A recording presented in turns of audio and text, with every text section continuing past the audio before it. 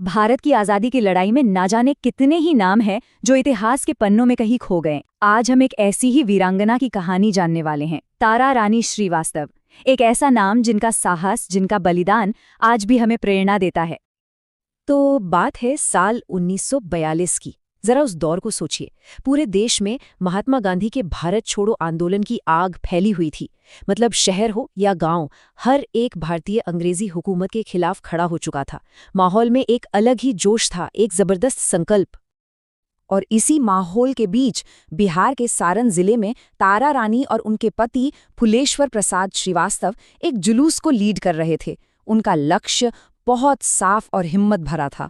उन्हें ब्रिटिश सत्ता का जो प्रतीक था, यानी लोकल पुलिस स्टेशन, उस पर भारत का तिरंगा फहराना था।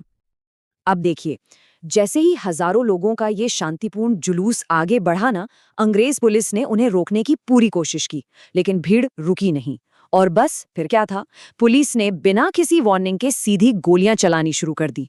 एक पल में ही वो पीसफुल प्रोटेस्ट एक हिंसक टकराव में बदल गया। और उसी गोलीबारी के बीच एक गोली सीधे तारा रानी के पति फुलेश्वर प्रसाद को जा लगी। वो खून से लथपथ वही जमीन पर गिर पड़े। सोचिए, उस एक पल में तारा रानी का संघर्ष सिर्फ देश का नहीं, बल्कि उनका अपना, उनका व्यक्तिगत संघर्ष भी बन गया था। लेकिन इसके बाद जो हुआ, उसे इतिहासकार आज़ादी की लड़ाई के सबसे साहसी, सबसे वीर पलों में से एक मानते हैं। ये कहानी है तारा रानी के उस अविश्वसनीय साहस की। तो चलिए अब उस ऐतिहासिक पल को थोड़ा और करीब से समझते हैं। वो पल जब एक साड़ी का आंचल तो खून से भीग गया, लेकिन हाथ में तिरंगा और भी मजबूती से थम गया था। देखिए, ये कोई छोटा मोटा जुलूस नहीं था। हजारों की तादाद में लोग भारत छोड़ो के नारे लगा रहे थे और आगे बढ़ रहे थे। पुलिस ने गोलियों से पहले लाठीचार्ज भी किया, आंसू गैस के गोले भी छोड़े, पर भीड़ का इरादा एकदम पक्का था। वो पीछे हटने के लिए बिल्कुल तैयार नहीं थे। गोलियों के उस बौछार के बीच तारा रानी किसी तरह अपने घायल पति के पास पहुंची। उन्होंने उनका सिर अपनी गोद में रखा और बिना एक पल सोचे अपनी ही साड़ी का एक टुकड़ा फाड़ा और उनके घाव पर बांध दिया। ये एक पत्नी का अपने पति के लिए एक स्वाभाविक प्रेम था, एक इंस्टिंक्ट था। और फिर उसी एक पल में उन्होंने एक ऐसा फैसला लिया जो इतिहास में हमेशा के लिए अमर हो गया। उन्होंने अपने पति को वहीं दूसरे प्रदर्शनकारियों के सहारे छोड़ा, हाथ में तिरंगा थामा और अकेले ही पुलिस स्टेशन की तरफ बढ़ती चली गईं। मतलब व्यक्तिगत दुख पर राष्ट्र का कर्तव्य भारी पड़ गया। क्या पल रहा होगा वो। अब सवाल ये उठता है कि इतना असाधारण साहस किसी इंसान में आता कहाँ से है। आखिर कौन थी तारा रानी श्रीवास्तव और कैसे बना था उनका ये व्यक्तित्व। तारा रानी का जन्म बिहार के सारण जिले में हुआ। उनका परिवार देशभक्त था, तो घर में बचपन से ही आज़ादी की बातें होती थीं। गांधी जी के विचारों का उन पर बहुत गहरा असर पड़ा। और जब उनकी शादी फुलेश्वर प्रसाद श्रीवास्तव से हुई, जो खुद भी एक स्वतंत्रता सेनानी थे, तब तो उनका संकल्प आप कह सकते हैं और भी ज्यादा मजबूत हो गया। वो सिर्फ एक पति पत्नी की तरह नहीं थे, वो थे क्रांति की एक संयुक्त इकाई, एक टीम।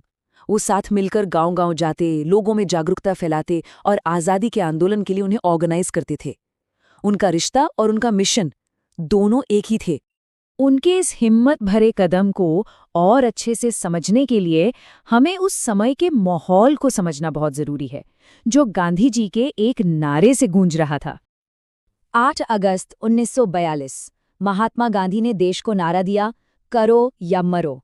इसका मतलब साफ था, या तो हम भारत को आज़ाद कराएंगे या फिर इस कोशिश में अपनी जान दे देंगे। इस एक नारे ने ना पूरे देश में जैसे बिजली दौड़ा दी थी, और तारा रानी जैसे लाखों लोगों के लिए ये एक फाइनल कॉल था। पुलिस स्टेशन पर झंडा फहराना ये सिर्फ एक सिंबॉलिक एक्ट नहीं था। अंग्रेजी शासन में इसे राजद्रोह यानी सेडिशन माना जाता था, और इसकी सजा या तो गोली या फांसी या फिर लंबी कैद। ये सब जानते हुए भी वो लोग आगे बढ़े। इसका मतलब साफ था, वो मौत को भी गले लगाने के लिए तैयार थे।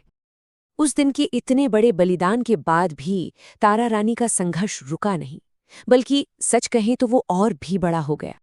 तो हुआ ये कि जैसे ही तारा रानी ने झंडा फहराने की कोशिश की, पुलिस ने उन्हें पकड़ लिया।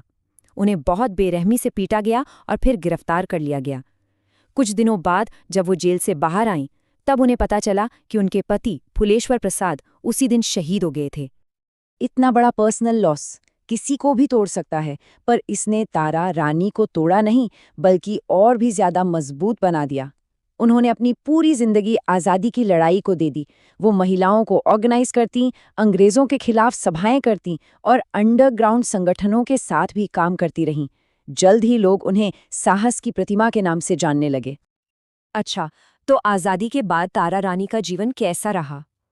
और ये भी एक सवाल है कि इतिहास ने उन्हें वो जगह क्यों नहीं दी जिसकी वो वाकई हकदार थीं। देखिए, 1947 में जब देश आज़ाद हो गया, तो तारा रानी ने कोई पद या कोई ओहदा नहीं मांगा, कुछ नहीं। उन्होंने अपनी बाकी की जिंदगी सोशल वर्क, महिला शिक्षा और दूसरे स्वतंत्रता सेनानियों के परिवारों की मदद करने में लगा दी। उनका समर्पण सिर्फ और सिर्फ देश के लिए था, किसी इनाम या पहचान के लिए नहीं। अगर हम उनके चरित्र को देखें तो ये 3 गुण साफ नजर आते हैं। पहला, असीम साहस, जब वो अपने घायल पति को छोड़कर आगे बढ़ गईं। दूसरा, राष्ट्र श्रेष्ठता भाव, जब उन्होंने अपनी निजी जिंदगी देश के नाम कर दी। और तीसरा, त्याग, जब उन्होंने आज़ादी के बाद भी बिना किसी स्वार्थ के बस सेवा की। तारा रानी श्रीवास्तव की कहानी हमें वाकई सोचने पर मजबूर करती है।